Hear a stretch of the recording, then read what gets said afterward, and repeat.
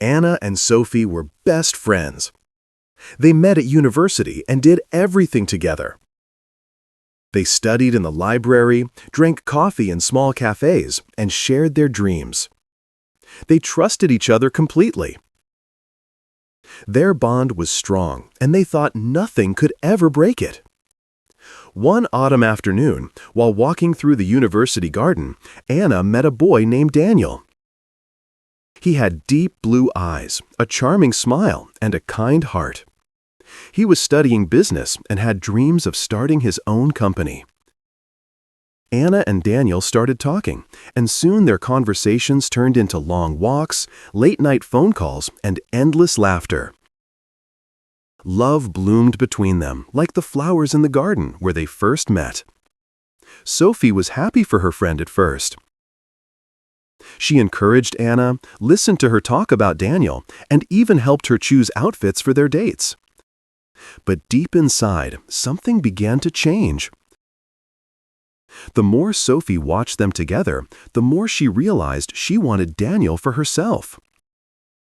She started to feel jealous of Anna's happiness. Why does she get the perfect guy, Sophie thought. I deserve him more.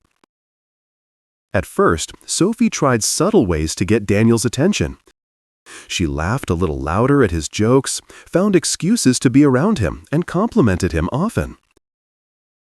But Daniel was deeply in love with Anna and didn't notice Sophie's attempts. Frustrated, Sophie decided to take things further. She started creating small problems between Anna and Daniel. She would tell Anna that she saw Daniel talking to another girl. Then she would tell Daniel that Anna was spending too much time with her male classmates. Doubt started creeping into their relationship. They argued more, and Sophie was always there, ready to comfort Daniel. One evening, Sophie invited Daniel for coffee under the pretense of helping him with an assignment. She tried to hold his hand, leaned closer, and spoke softly. But Daniel pulled away.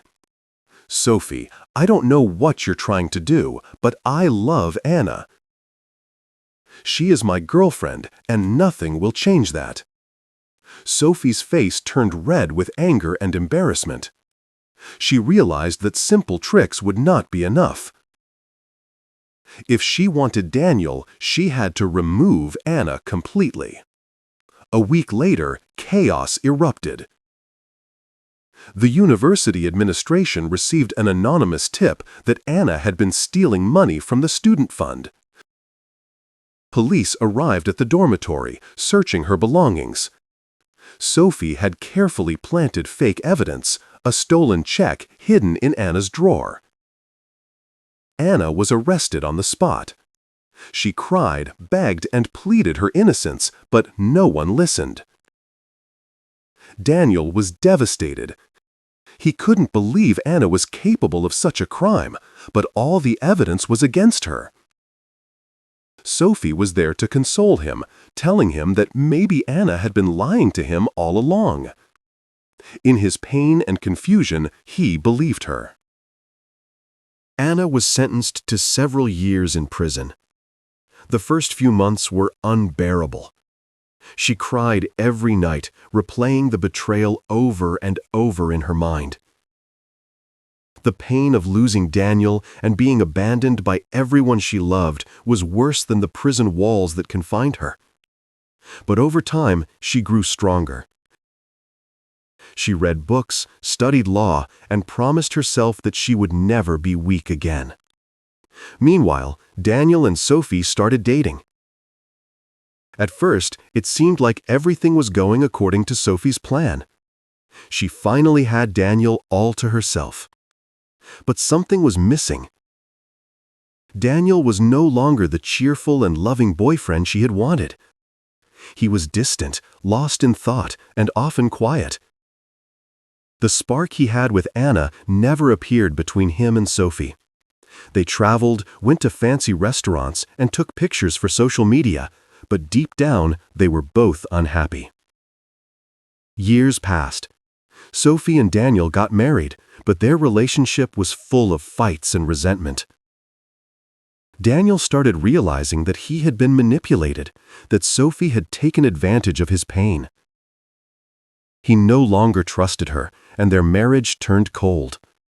They barely spoke, and when they did, it ended in arguments. Daniel felt like a fool.